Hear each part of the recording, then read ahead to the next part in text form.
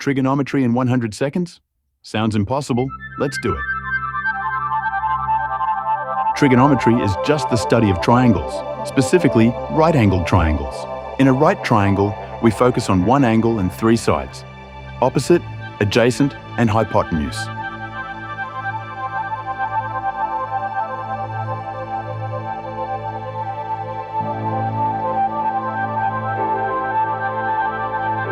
Remember this magic word, SOH CAH TOA. Sine equals opposite divided by hypotenuse. Cosine equals adjacent divided by hypotenuse. Tangent equals opposite divided by adjacent. That's 90% of trigonometry.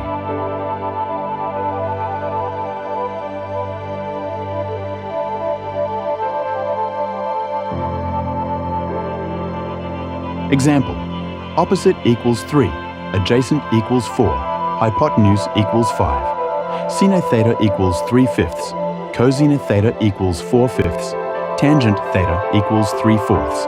Simple ratios, no fear.